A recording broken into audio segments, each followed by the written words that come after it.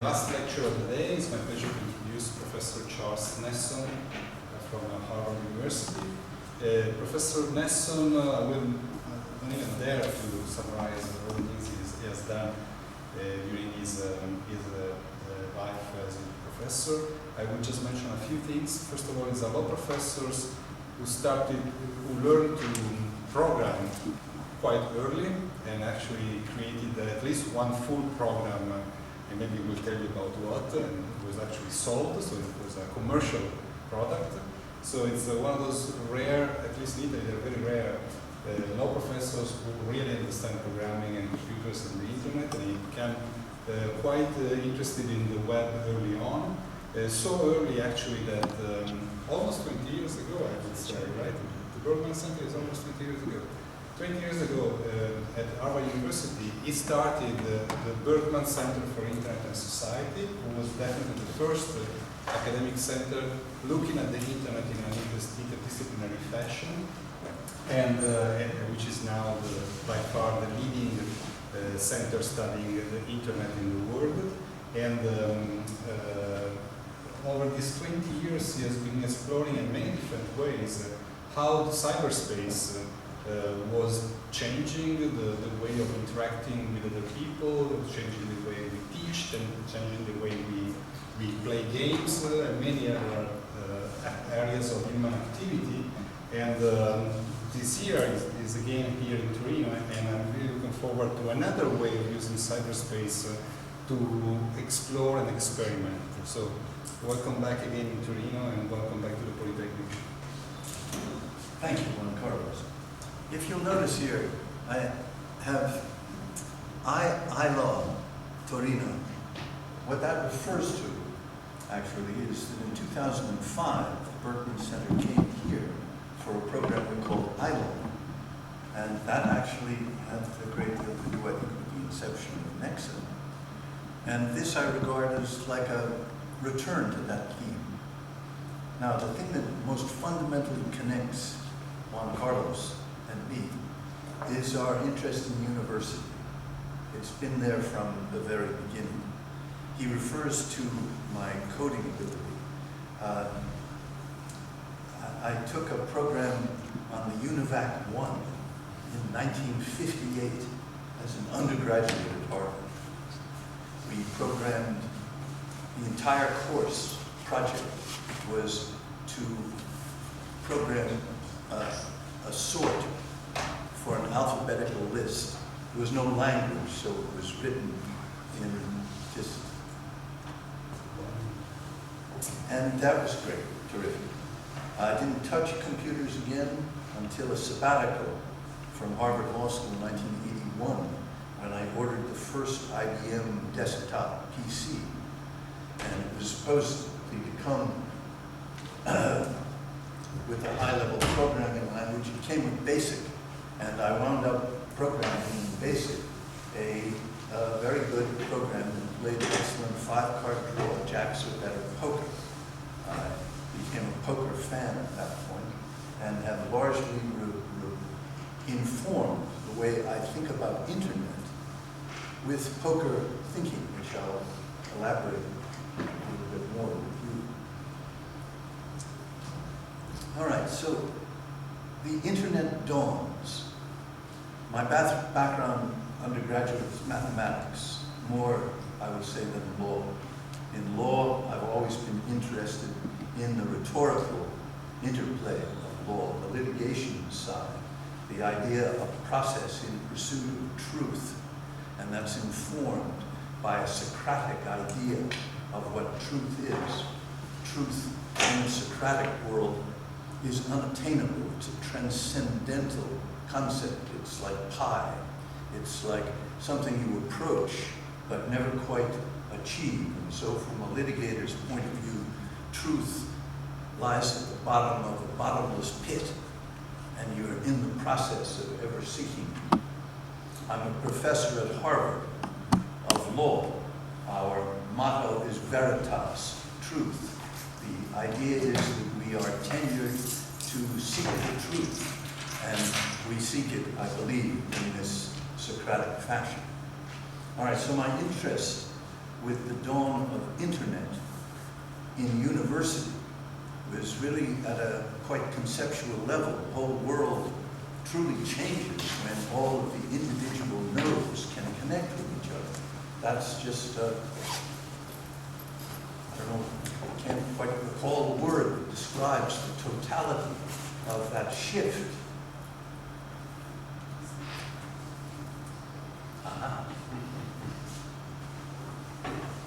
But it reverses fields. It took the value of secrets, for example, and made secrets very dangerous.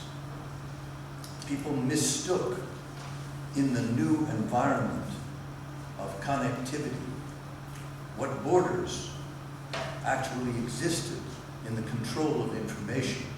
And many institutions that were built on keeping stuff closed aren't here anymore. They're just gone. This is a new environment. It's a new hostile environment in many ways.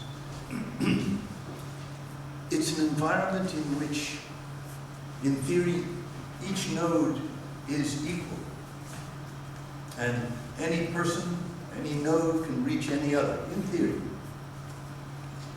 And can go there as a matter of volition, so that the identity of any node is absolutely crucial.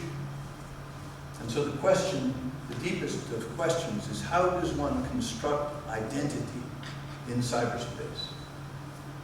Now, this was informed further by a political analysis that I won't deeply labor, but when you break it down into the raw forces of cyberspace and see the initial boundary between the open code and closed code environments, and you see the borders of language in terms of the rhetorical spaces of the cyber environment, and you see the forces at play in shaping it, you, to me, see it break down into three: the power of the state doing its best, power of the market, money, capital, business, doing its best, and then a third. And I believe that third is the ethical component of the Aristotelian triad. It's the university, it's the source of value. But university is a very vulnerable institution in cyberspace.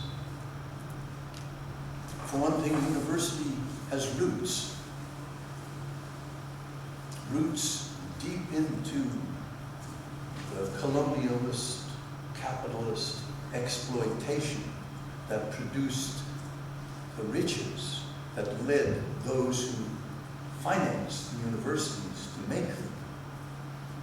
The universities represent the best of thought of the richest capitalists or colonialists. So I spoke this morning about the takedown in Cape Town of the statue of Cecil Rhodes, who was really the developer of Africa. And I spoke as well about the takedown of the shield of Harvard Law School. Shield, three sheaths of wheat, which had been the family crest of the royal family, R-O-Y-A-L-L, the royal family, eminent. 17th century, it turns out, slaveholders in Antigua who passed some of their early fortune on to found the first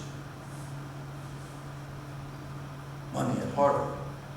And so were honored by having their family crest emblazoned on a shield. Protests rising against it. In South Africa, Rhodes must fall.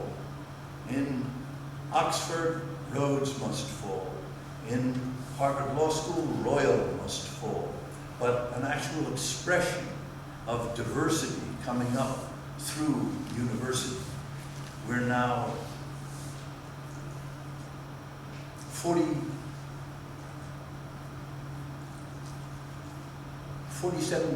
women, 44% minority. Not quite sure.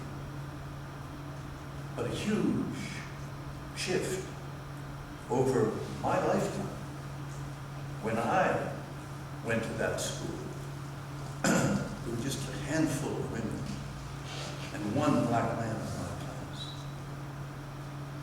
And on the flow of the diversity movement and Vietnam and affirmative action and social integration, the university in the United States now, at least, represents conflict of identity politics with often quite different worldviews. And so the problem of the classroom for a Socratic teacher has become that people are afraid to speak in the environment. It's a dangerous environment in which to speak. To voice your opinion in this environment on a matter involving race, gender, you risk offense. You risk comeback, that your expression is racist or sexist, and you risk the blogging of it and the twittering of it and the fact that in the cyber environment reputation is explosive. All right, so the idea is to focus right from the get-go on the problem of identity. Identity. How does one make it, control it, relate to it, deal with it in cyberspace? And when I say identity, I mean individual identity. I mean as well identity of an affinity group. That is, part of the idea of internet and society is individual and society. And the affinity group, by that I mean just what we have here. We are an affinity group. You are an affinity group. What is your identity? How do you come to know it? How do you come to express it? Well, I want to talk to you as people who understand code and programming. I want to argue to you for a process approach.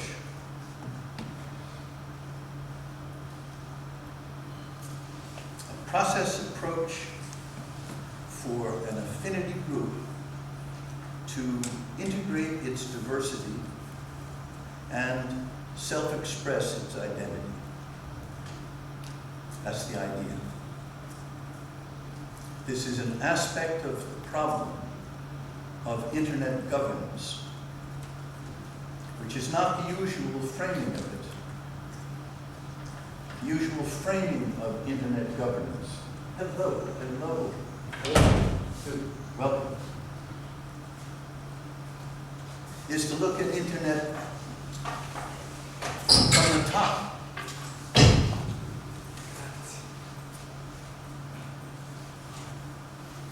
This amazing thing we make maps of that are absolutely beautiful. Ask ourselves questions. How do we govern? Get lost in the actual history of how it happened. It's a different framing of the governance question. Reframing it to the viewpoint of the individual first. How does the individual govern himself or herself in this cyber environment? And beyond the individual, how does the individual govern himself or herself within an affinity group, which becomes the governance question of the group? How does the group express its identity in process that expresses it. So my proposition is that there is a fundamental affordance of cyberspace that offers a medium for safe discourse. Now, here's the thought. Cyberspace, think of it as distinct from internet space. Internet space is wires, networks. Cyberspace is a communication space. It's message space. Doesn't make any difference how it flows. In cyberspace, we're thinking in McLuhan-esque terms. How do we as individuals communicate within this space? Well, here we're communicating face to face. And this face-to-face communication affords us a tremendous amount of data about the source of message. We know when someone speaks, are they male, are they female, are they white, are they black, are they young, are they old, the tone of voice, we understand, are they English speakers first, English speakers second, who knows what huge range of information that comes with the simplest sentence.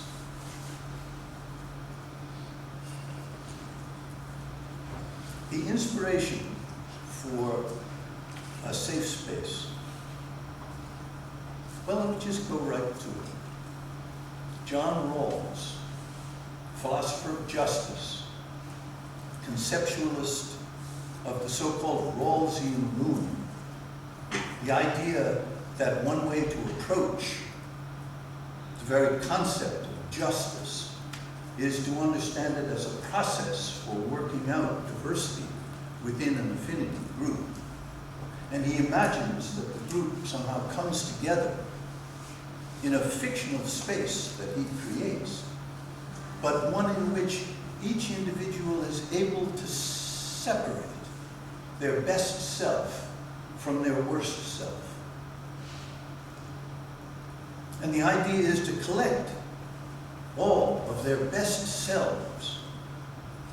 He does it with a particular device, the so-called veil of ignorance. You imagine you are evaluating some question of governance without knowing exactly what your role will be in the future that unfolds. And that ignorance of your own self-interest is a way of putting aside your biases. So he's trying to imagine a safe space in which a group can combine its best nature in collective self-interest. Well, to me, absolutely remarkable. The internet offers a Rawlsian space. If we think about identity in this cyber environment, we don't need to start from a place of full exposure to each other. We can start, well, let's think. The net allows us to communicate completely anonymously, in text, synchronously. That's not so great. We've all come to fear anonymous speech.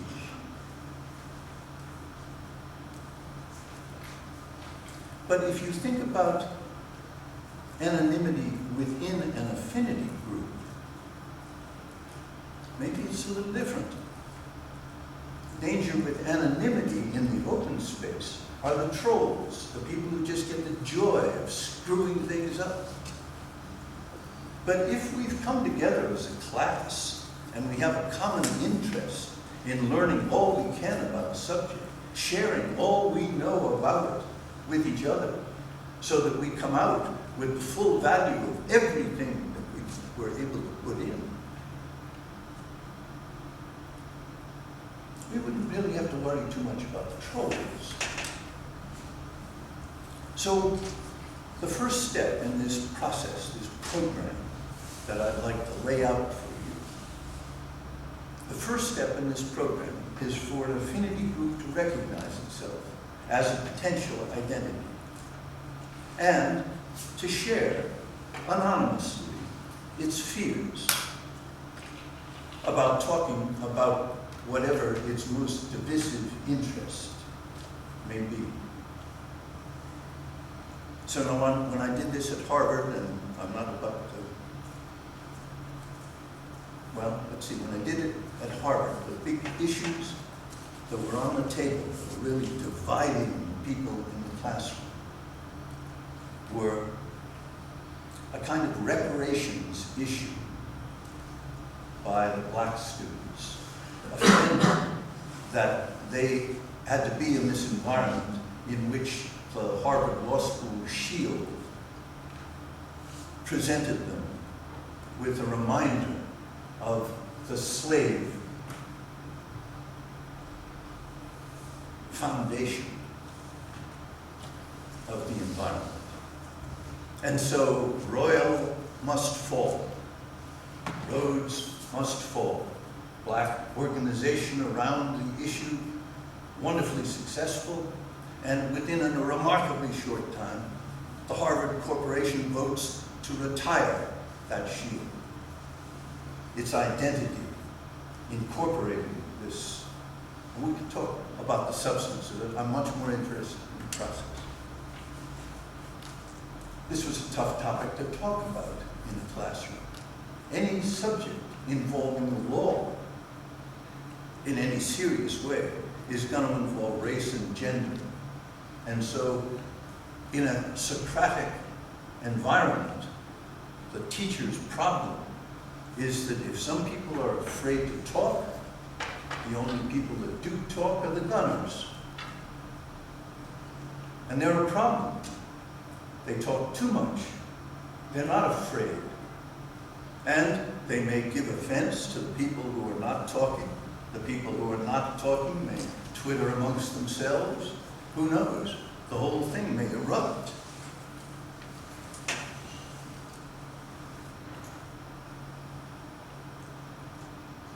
So step one in the process. Anonymous, synchronous text. Think how little is revealed. Where the subject is what are your hopes and what are your fears for actually talking about the subject of interest. All right, now,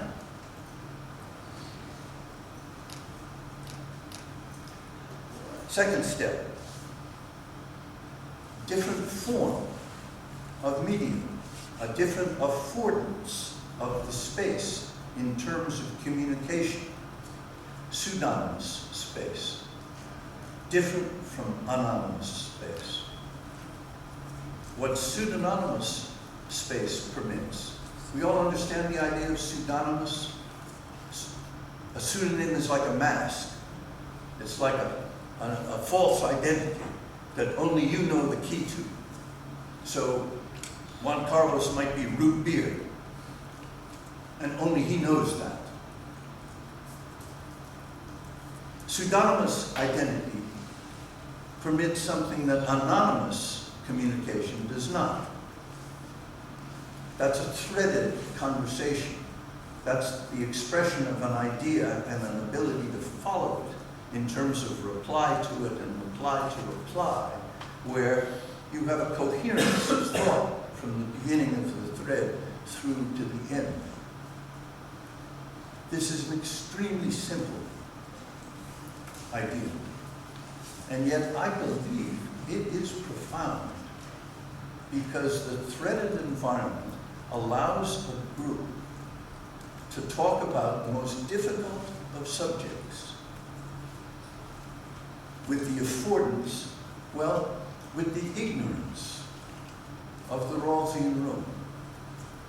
In a pseudonymous, synchronous text environment, you carry on conversation if it's been formed within an arc where we've expressed as a group our fears and our hopes, so that we're all participating in this as a joint enterprise to get deeper into the material that's difficult for us to talk about, then that pseudonymous space will fill with what amounts to the best thoughts. Now, they may be dangerous. They may be ones that one is reluctant to speak with one's own face in back of it. But within a pseudonymous space, all sides emerge. So that's the idea of a program called Threads that was written by one of my students that I've worked with, continuing researching with it. I've used it in a series of classes this winter and spring, and slated going right around with summer workshops and fall.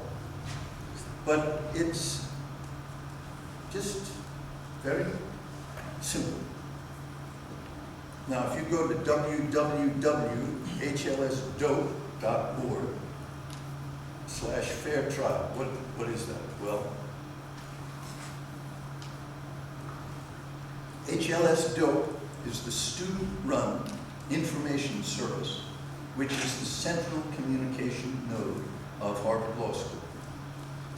All of the outline banks are worked through there.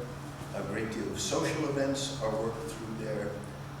Book reselling from class to class, all done through there. Evaluations, listings of all course evaluations, done through there. It's like the place where if you want to know the dope at Harvard Law School, you go to HLS Dope. And HLS Dope is run by a wonderful guy that programmed Threads.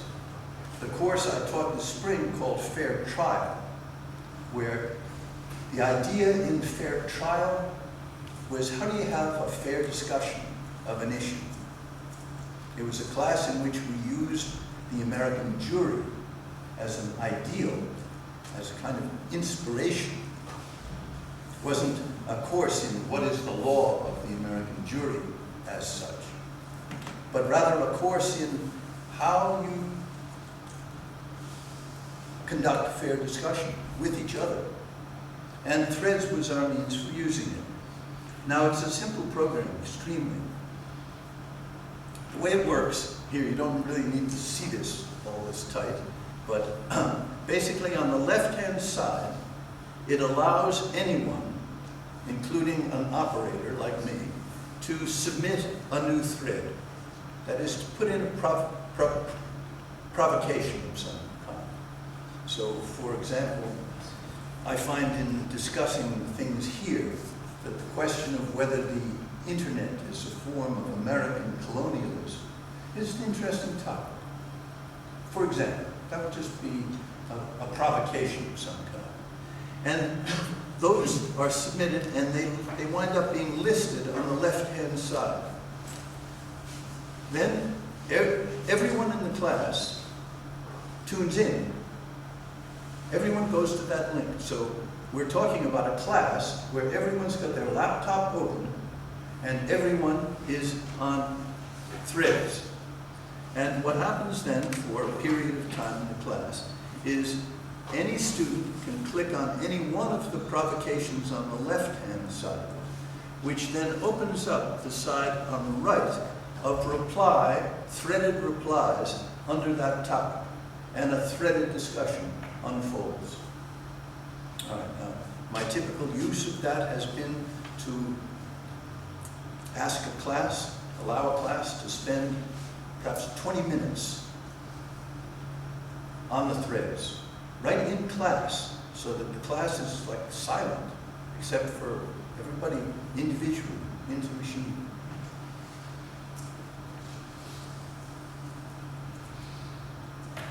So this is a process. And the process goes, affinity group, recognizing, fears and hopes to set the arc, threaded, pseudonymous, synchronous discussion for a period of time that elaborates all positions. Then a breakup into small groups for face-to-face discussion. In a room like this, we break into groups of 5 or 6. There'd be 4 or 5 or 6 groups, and the idea would be you discuss around the group the subject matter that's been explored in the thread. And at the conclusion of that, each group effectively reports to the whole what was the issue of greatest significance discussed in your group. And the session finishes with a period of feedback, individual feedback, in which each student in the class, individually, sends me an email.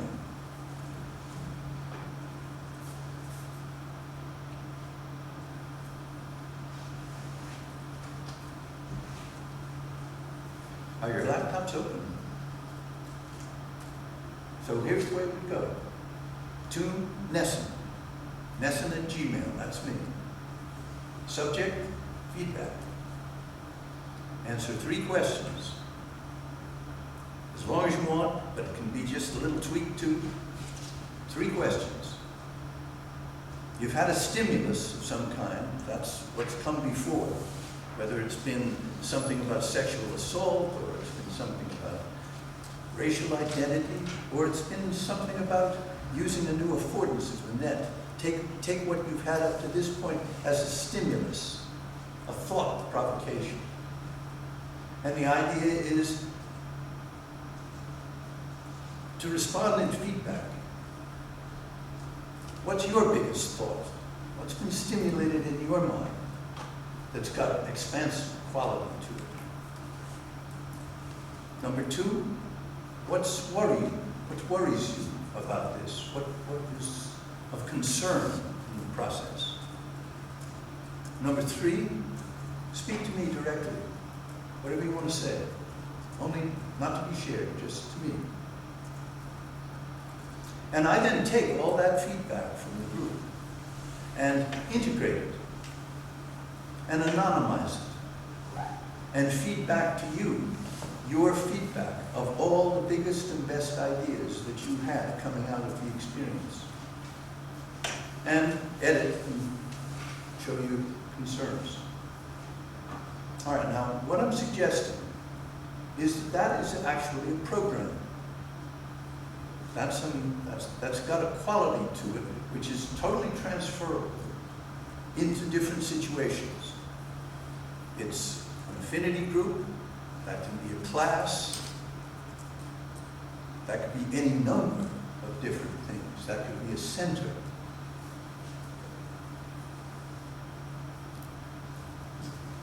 You've got a process of the affinity group becoming self-aware of its hopes and fears. There's actually a process of choosing what the issue is. That's likewise part of this. I haven't elaborated.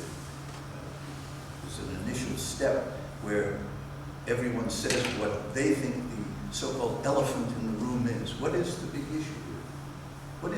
What is the biggest issue that divides this group? How would we determine it? What's the topic that would be the toughest for this group to talk about? Well, the way we did that is we asked each one individually to give us a little suggestion, and then allowed you to vote which one you liked, so Reddit style. And up to the top of the pile comes the topic that is of greatest interest to the group. And then, okay, we're off. So, all right, it's a program that allows an affinity group to identify an issue, explore its hopes and fears, undertake a safe, pseudonymous environment in which to initiate all the different points of view, then engage in small group discussion, which can start just to 2s and go to 4s and then to 6. Doesn't have to be immediate to 6, but actual face-to-face engagement where you talk about the issues. Then integration in the larger group in some way that allows closure and feedback, and then feedback back. That's a learning unit. And that, I believe, has the potential to work as an affinity group tool towards harmonic convergence. Doesn't guarantee it, but it sure helps it. All right, so just a little bit of framing. This is the Necker cube. You've all seen this before, I'm sure. Can you all see it 2 ways? Is there anyone that cannot see it 2 ways? Here, I'll make it easy for you. Is the green on the front of the box or the back of the box? Back. Back, says Simone. Can you see it on the front? Oh, I see that. So, can anybody see it both ways at the same time? No, can't do it. Can't do it. Well, this is like a wonderful metaphor for truth. It's like the Israelis and the Palestinians. It's like you're looking at an object, but it depends on your point of view. If your point of view is looking at it from kind of like you're thinking you're looking at it from down on top, green's out front. But if you're looking at it from kind of like, wait a minute, I gotta see it that way.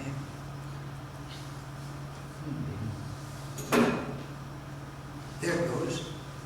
If I'm underneath it looking up, green's on the back. So the whole idea of a piece of evidence that's being offered to show something, changing depending on the context, the orientation of the viewer, is like a metaphor that's extremely rich for leading a group of people into forms of discourse which are constructive. For a law student, particularly, law students just naturally get trained by television that somehow the whole ethic is to win, win, win. And it leads to terrible practice, absolutely terrible. It leads to, first of all, not listening. The only thing you're listening for is a break in what your opponent is saying. It gives you a shot at speaking. Or you're looking to figure out how you can pull the rug up. But the whole idea of actually understanding that if the opponent doesn't feel understood in what they're saying, they're not listening to you at all. And that's the start of a process that actually has the quality of potential persuasion. The idea of coming into an argument with the possibility that you might be persuaded turns out to be quite remarkably healthy. And the thing about this Necker cube is that when you change one thing, it just seems lots of other things change too. I've just been amazed in my life to see how much has changed. And well, it's just totally remarkable. And I believe that that is where I would like to conclude. Thank you.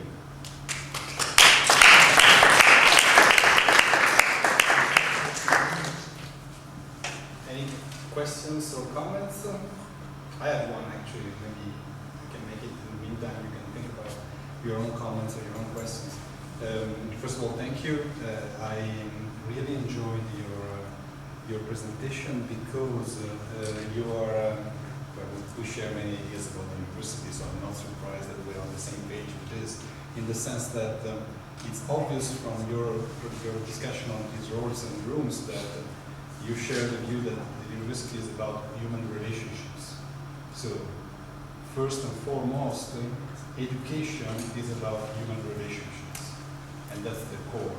And then technology can be a very helpful tool to explore things that otherwise would be less efficient or even impossible.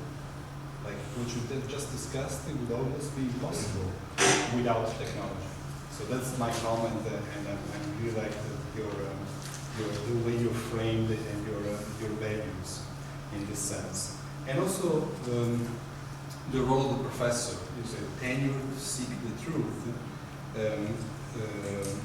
which is a very nice way of capturing the role of a professor at a university. But I also, you offered us an additional point of view, like your cube of the role of a professor, in the sense that in this case, the professor is a trusted figure. Without the professor, this process would be much more difficult. It would still be possible for an affinity group to self-govern itself and to try to do exactly what you described. But with the professor, there is an added component. Think about the feedback. They're individually sending the feedback to the professor, and then as a trusted person, almost regarding the 3 questions in the email, almost like a professor. We're in a Catholic country, so of course we also think of confession. Okay, and so again, another facet of the role of professors, what a professor can be. So I learned something again, as usual, with you, Charlie. Thank you. Thank you. Any It's very nice, actually. Any comment? Yes? Yes. Perhaps questions, not comments. 2 of them. The first is that at a certain point you said, like, if I understood correctly, that there are many powers, at least 3, and they are states, market, and university. I wonder how like individual hackers fit into this schema. How do you put in which like part of the space would you put them? And the other question, which perhaps is quite late, but is there a possibility, or is it considered into the system that somebody may, like, shoulder surfing at someone, looking at what they are typing, trying to de-anonymize them?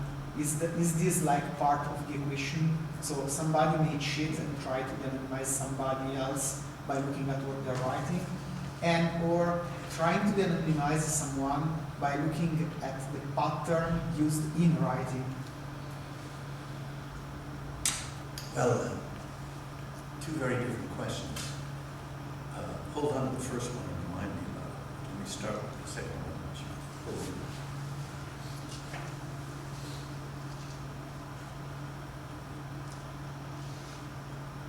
There's no reason to cheat. There's nothing to cheat about.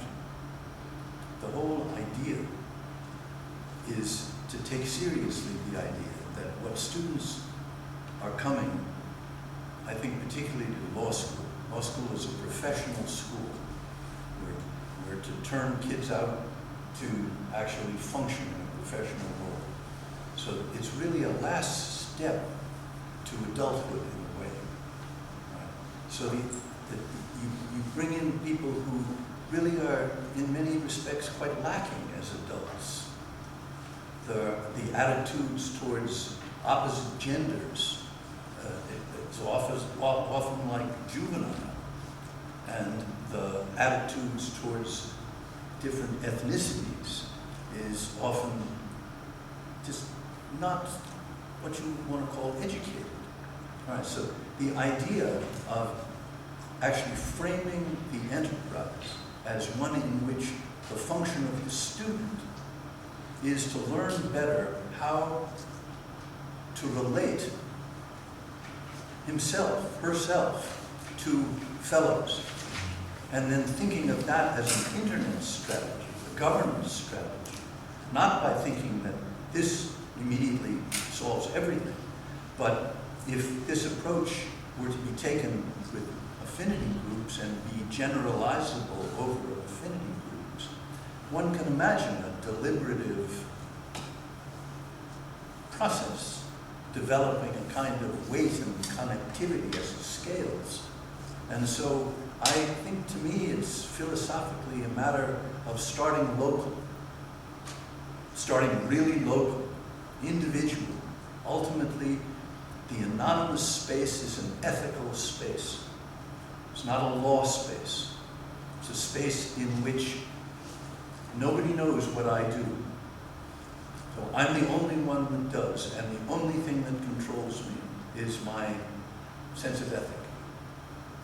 That's an extraordinarily important space to become conscious of as a young legal professional.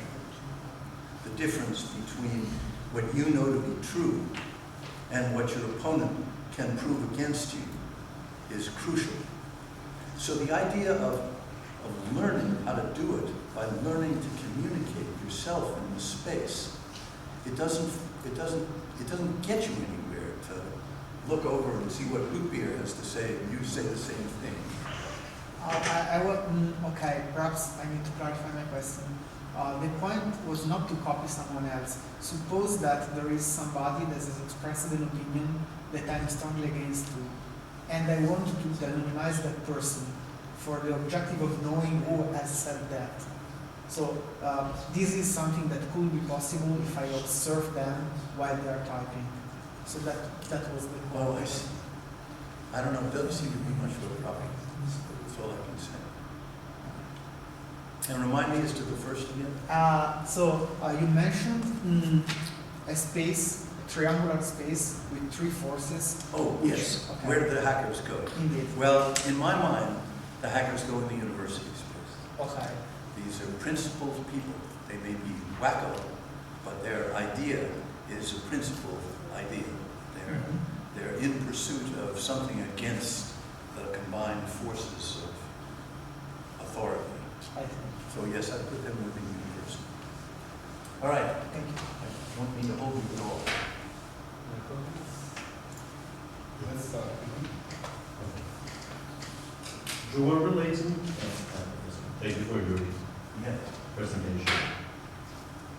You related the cyberspace with the possibility that each individual can reach theoretical each point, whatever he wants to reach. But you were also talking about the original proposition from John Rawls, about the equality or the circumstances where people can deal or can access or how justice can work without taking into consideration like extra talented people or other circumstances that make them not equal ultimately. But for example, like when going into the cyberspace, there are people who are more technological advantaged than other people. For example, we have digital native people who right now, for example, children are able to work with technology faster than older people. So this creates like differences for each people to access the cyberspace. And it makes it not a place like the original position, like proposition, because not each individual is able to do that. Furthermore, there is also a difference between each country, because not each country has the same distribution of people accessing technology, accessing the cyberspace, and it's not being equal, neither between ages, between countries or regions, for example. So, how do you deal with these differences in cyberspace? Or, for example, who should be responsible, or how could we generally address the issue, or making each individual like normally equal to access this platform? Well, excellent question. Let me try and respond to it in two different ways. First, I did this kind of an exercise with the summer interns of the Berkman Center about a week ago. And we did a thread session. And the provocation that produced the most intense discussion was the question,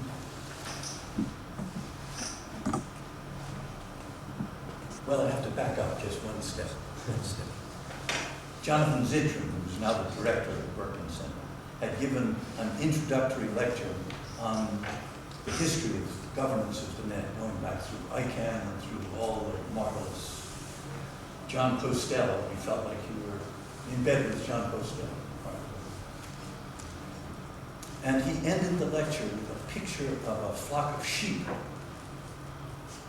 And under his slide, "Don't be sheep," appealing to the Berkmans. Don't be sheep.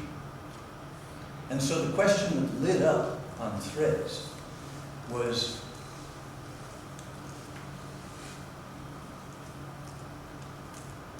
is the world divided into nerds and sheep? Are we nerds? Do the systems need sheep? Is it possible to be a good sheep? Is that a form? And the discussion, listen, I ask you, actually, to send me genuinely a feedback number. Nesson @gmail, nesson@gmail.com. Send me back feedback. If I get an email back from you, I will send you back the Berkman's thread. Totally fascinating.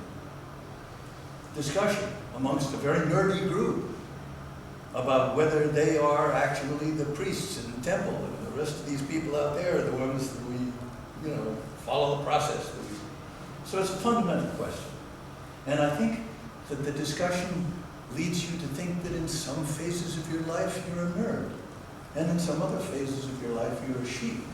And somehow we make choices about what we choose to be a nerd about and what we choose to be a sheep about.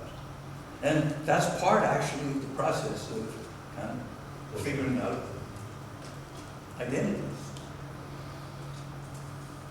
Now I've forgotten the other half. So that first one that's easy.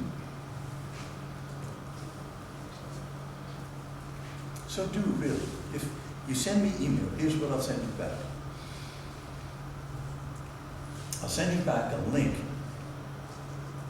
to the threads. And possibly, well, let me do it this way. It's like, where do we go from here? Where would I like to go from here? With you. Here you've established an identity right here. I believe that this process approach has great potential. I think it has great potential in classrooms. It doesn't displace everything else. In a law class, for example, it's perfectly possible to have the same old class that we always had, and yet, at some point, use this jury process to get everybody in the class actually talking with each other. Excellent. I believe it's an excellent process for a center. A center is uniquely a gathering of interdisciplinary scholars. That's how it distinguishes itself from the rest of the siloed university. And the idea of being able to tap the diversity that's assembled in a center and maximize it by a process that brings everyone together, that's got huge potential to it, I think. And I am myself in the second version, second year of a MOOC, a massive online course. We did Jury X last year. We had 3,000 people. That's the first time through, just to see if you can actually do small deliberation in environments that scale. And we had some pretty good success, and we'll be doing a second Jury X coming up starting in September. We have delighted to send you a link and information about that. And I may think of some other things to send you as well. So thank you very much. Nesson @gmail. Thank you very much. Thank you.